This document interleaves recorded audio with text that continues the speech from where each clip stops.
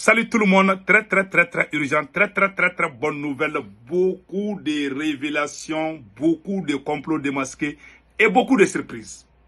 Aujourd'hui, vendredi 15 décembre 2023, la première bonne nouvelle, des nouveaux équipements militaires viennent d'arriver au Mali. Aïe. Pour les militaires, pour la police cette fois-ci, et la gendarmerie, et partout, mes chers amis. Vraiment, on dit chapeau aux autorités maliennes. Après, on va donner des détails par rapport à ça. Et avant d'aller de cela, nous saluons le ministre de la Sécurité et de la Protection civile, général de brigade Daoud. Lui, il n'est pas Wagner, hein. C'est un Touareg de l'armée malienne. C'est un Touareg général qui est le ministre de la Sécurité et la Protection civile. Il appelle la population de Kidal de revenir. Le Mali appartient à tous les Maliens. Voilà un Touareg. Un ministre. Je vous ai dit, il n'y a pas. Nous sommes au Mali là. Il n'y a pas question qu'on est contre X ou Y. Ouais, lui, c'est un Touareg. C'est un Touareg. Vous le voyez? C'est le ministre de la Sécurité et la Protection civile. Général Ali Abdou Mahmedine. Donc, après, on va donner des détails. Nous saluons aussi la troisième bonne nouvelle, mes chers amis. Le président Maliki Diao, président du CNT, vient de parler de l'AES, l'avenir de l'AES et les surprises en cours pour l'AES, Alliance des États du Sahel.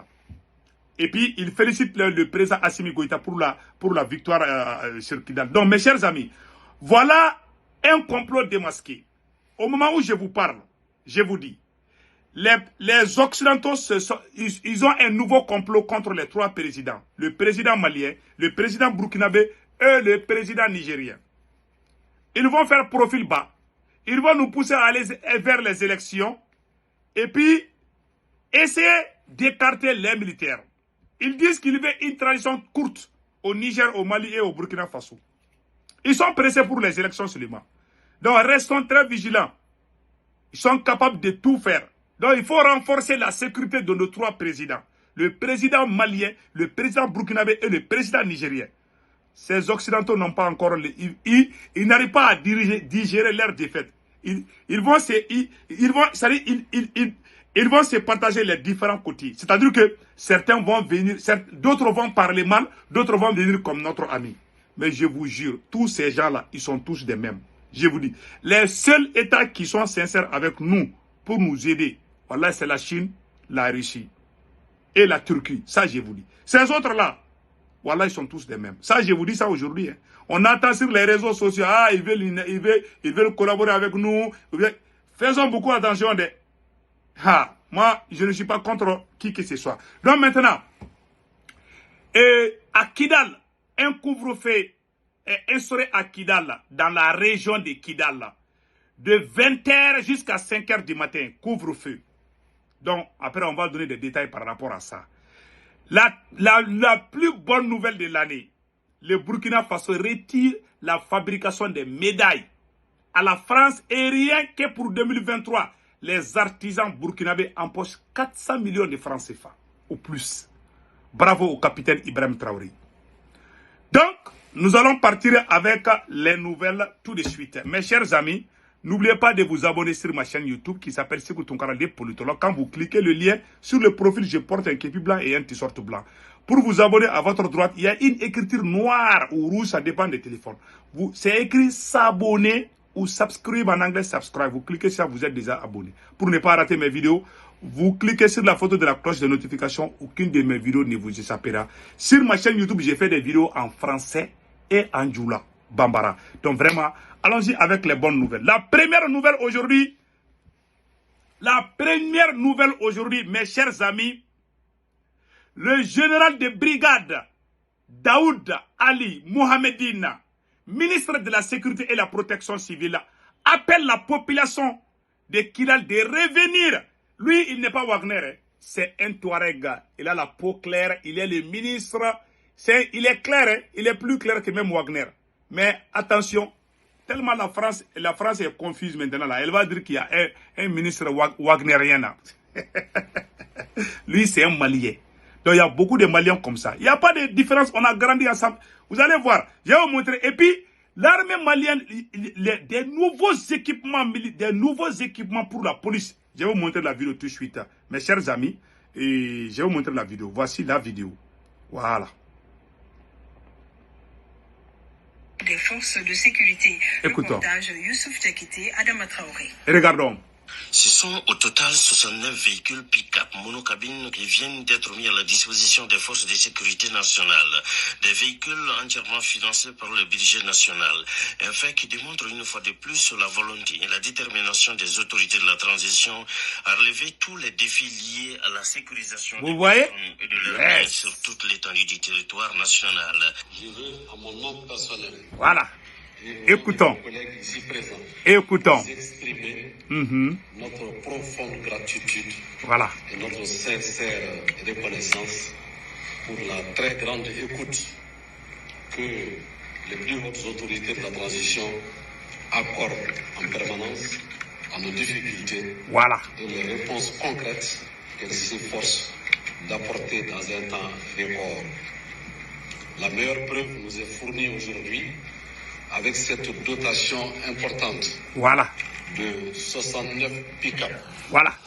de grande qualité. Voilà. Donc, vraiment, nous remercions. Maintenant, le message est très clair. Il dit ce message en bambara, mais je vais traduire ça en français. Ouais, il dit ça, ce message en bambara, mais je vais vous aider à traduire en français.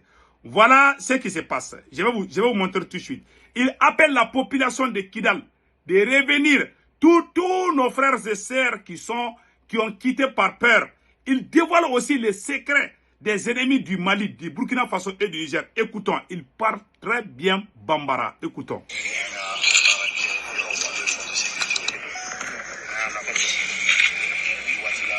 Voilà. Attendez là, je vais montrer tout de suite là.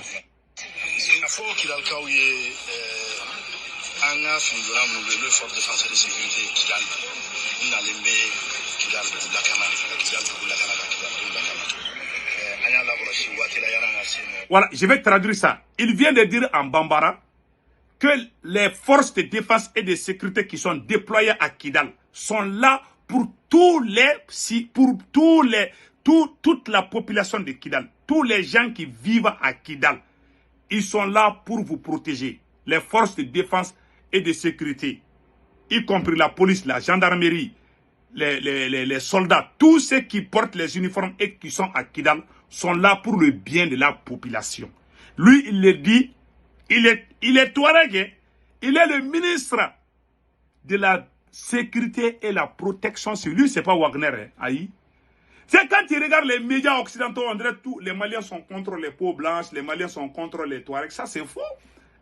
Le nouveau gouverneur de Kidal, c'est qui? C'est pas Gamou. Il est le gouverneur le plus aimé du Mali. Il est tellement aimé, quand il partait, on dirait que c'est Assimi qui partait. Les gens applaudissaient, les gens criaient partout. Les gens n'ont pas regardé sa peau. Ces histoires de... Écoutons, le ministre, écoutons.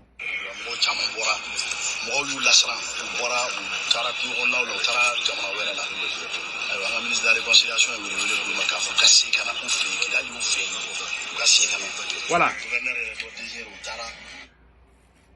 Il dit que les ennemis ont effrayé, ont fait des messages d'intox pour faire peur à certains individus qui ont fini par fuir parce qu'il y a eu la désinformation. Les ennemis du Mali ont fait croire que le Mali est contre les Touaregs, que ça c'est pas vrai, ça c'est faux. Le Mali n'a jamais été contre aucune ethnique, aucune race, aucune personne. Le Mali est contre les malfaiteurs. Donc, ils ont vraiment balancé des messages, des désinformations à travers les médias mensonges français et leurs complices, les terroristes, les voyous armés, leurs bébés gâtés, la SEMA. Donc, ils ont communiqué ensemble pour que les gens quittent Kidal, pour qu'on dise que le Mali a chassé les gens. Le Mali appelle tout le monde à revenir au Mali aujourd'hui. Voilà le message du général Mohamedine, du général Daoud Ali Mohamedine. Voilà, écoutons les restes.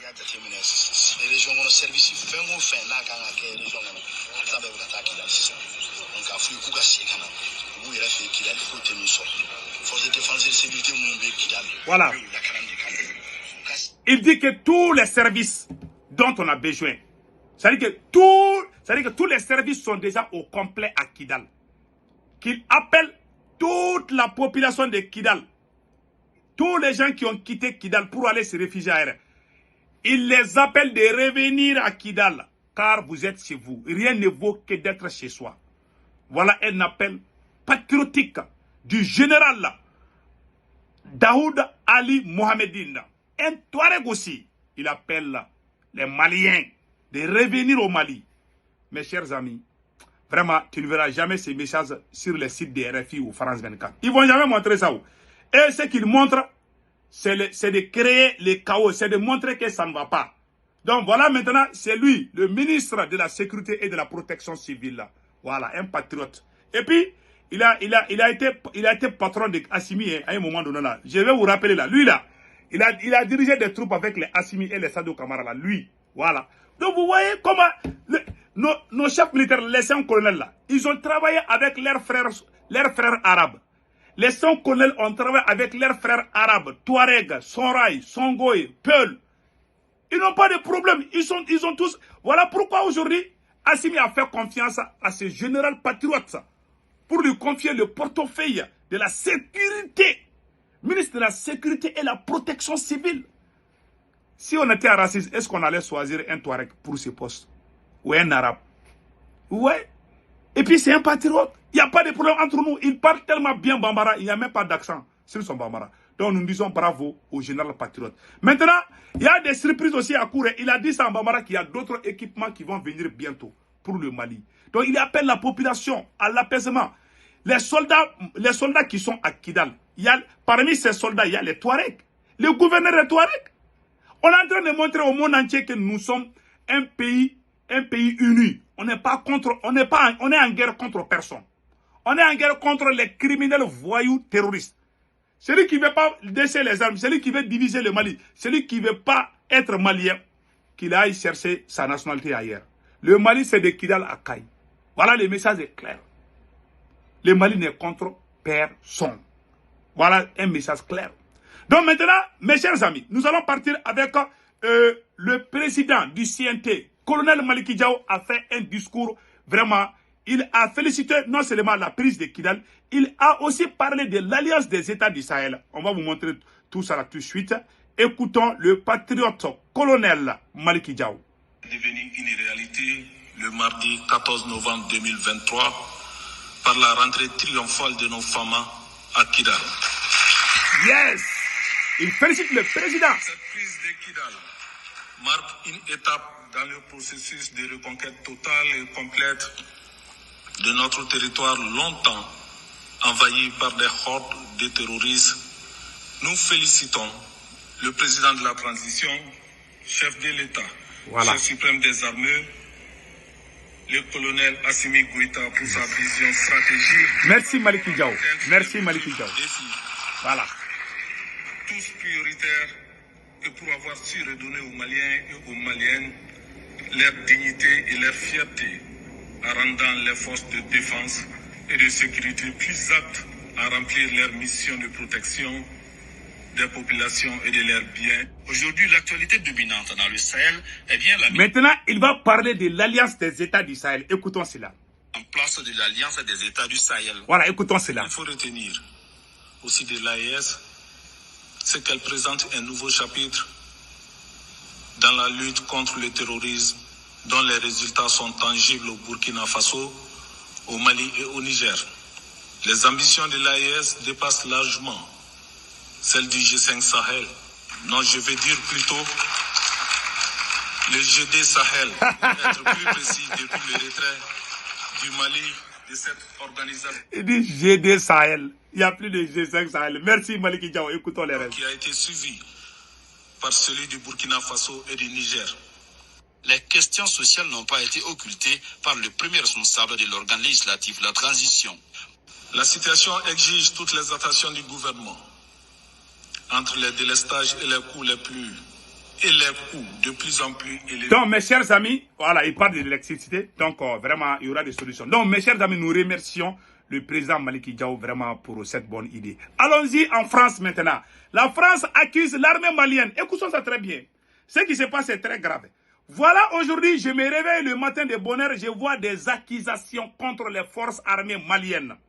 Les accusations de la France contre les forces armées maliennes et les mensonges sur la prise de Tombouctou par les terroristes. Voilà comment la France est en train de faire la publicité des voyous terroristes armés. Je vais vous montrer ça tout de suite, vous serez impressionnés. La France écrit ici, Tombouctou, toujours sous blocus djihadiste. Le chef terroriste, ils sont en train de faire la promotion, voilà, de Iyad Agali. Depuis qu'Iyad Agali est sorti, la France est en train de montrer qu'il est en train de gagner contre le Mali, alors que c'est faux. Voilà ce qui est écrit ici. Pas de répit à Tombouctou, alors que le jeune de Iyad Agali, groupe de soutien à l'islam et aux musulmans liés à Al-Qaïda, semblait avoir montré quelques signes d'allègement dans les blocus. Les djihadistes annoncent qu'ils maintiennent leur embargo. De nouvelles exactions attribuées à l'armée malienne et au groupe Wagner ont été rapportées dans la région. Vous voyez, ils font la publicité du chef terroriste Iyad Agali. Au même moment, ils disent que l'armée malienne est en train de tuer les... Ils disent pas que les terroristes sont en train de tuer les civils. Voilà, la France dit que les terroristes ont juste bloqué. Mais ce qui tue la population, c'est l'armée malienne et les forces russes. Voilà ce qu'ils sont en train d'écrire ici. Vous voyez maintenant que ces gens, je me demande qu'est-ce veut réellement la France. Que voulez-vous vraiment? Ça, c'est une honte. Vous avez fait 10 ans, vous avez fait quoi? L'armée malienne est à Kidal aujourd'hui. Aujourd'hui, c'est vous qui vous asseyez chez vous et puis dire que l'armée malienne est en train de tuer les civils. Vraiment, c'est la honte. Mes chers amis, allons-y avec la France crie pour l'uranium. La France dit qu'il y aura crise d'uranium. Depuis que le Niger a pris les taureaux par les cornes, il y a eu un problème d'uranium. Le marché devient de plus en plus sérieux. Voici ce qu'ils sont en train de dire ici. Écoutons ça bien. Je vais faire occulter, voilà. Pour la première fois depuis 2008, l'uranium dépasse les $80 la livre, 83 même en ce milieu de semaine, contre 50 au mois de janvier. Une envolée des prix entamée il y a 1 an et demi et qui devrait encore se poursuivre, à en croire certains experts qui voient le seuil de $100 dépasser d'ici quelques mois. Sur le marché très spécifique de l'uranium, l'équation n'évolue guère. Avec 62 réacteurs nucléaires en construction, 111 projets à l'étude et plusieurs centrales dont la durée de vie a été prolongée, les besoins vont exploser dans les prochaines années, c'est une certitude, alors qu'en face, de nombreux doutes planent sur la capacité de la filière à pouvoir répondre en temps et en heure à cette demande. Ce ne sont pas les réserves d'uranium naturel qui manquent. Les ressources mondiales identifiées s'élèvent à l'équivalent d'1 siècle de consommation au rythme actuel. Mais l'approvisionnement à moyen terme pourrait poser problème. La production issue des sites existants est appelée à chuter de moitié à partir de 2030, notamment à cause de l'épuisement des réserves de 4 mines qui représentent à elles seules 1/4 de la production mondiale. Et on le sait déjà, le déclin de ces gisements ne pourra pas être compensé par les projets miniers déjà lancés. À moyen terme, la disponibilité de l'uranium transformé devrait aussi se compliquer. Plusieurs pays ont affiché leur volonté de s'affranchir des usines du russe Rosatom, fournisseur majeur du secteur. Les stocks des industriels et des gouvernements ainsi que leur capacité d'enrichissement sont un atout dans l'immédiat, mais ne suffiront pas sans adaptation des États concernés. Donc, vous avez vu maintenant? Voilà, écoutez. Dans le contexte géopolitique actuel, le marché se resserre donc de plus en plus et c'est ce qui explique l'envolée quasi continue des prix depuis 1 an et demi. Voilà. Vous avez tout entendu maintenant? Donc, mes chers amis, le conseil qu'on donne aux autorités maliennes, burkinabées et nigériennes, restons très vigilants. Ces blancs-là n'ont pas encore abandonné leur projet là. Leur projet de déstabiliser les Sahel, ils n'ont pas encore abandonné. Ils sont toujours là. Ils changent de veste de jour en jour. Ils se divisent en plusieurs catégories. D'autres vont devenir comme notre ami. On va dire, l'Allemagne vient avec le Mali, ou l'Angleterre vient. Allez, ils sont tous ensemble. Ils essaient toujours de s'approcher. Pour bien avoir quelqu'un, il faut bien s'approcher de la personne. Même pour gifler une personne là, si tu es loin là, tu l'incites, tu ne l'auras pas où. Et s'il te voit venir là, il va prendre des positions. Mais tu viens comme ami, au moment où il ne s'attendait pas, tu lui donnes des gifles. Voilà ce qu'ils sont en train de préparer contre. Donc, prenons nos gardes et restons très vigilants. Donc, n'oubliez pas de vous abonner sur ma chaîne YouTube qui s'appelle Sekou Tounkara des politologues. Quand vous cliquez sur le lien, sur le profil, je porte un képi blanc, un t-shirt blanc. Pour vous abonner, à votre droite, il y a une écriture noire ou rouge où c'est écrit s'abonner ou subscribe. Vous cliquez sur ça, vous êtes déjà abonné. Pour ne pas rater des vidéos, la photo de la cloche de notification, vous cliquez sur ça. Aucune de mes vidéos ne vous échappera. S'il vous plaît, je fais des vidéos sur ma chaîne YouTube en français et en Bambara Djoula. Donc, passez excellent week-end. Ciao, ciao.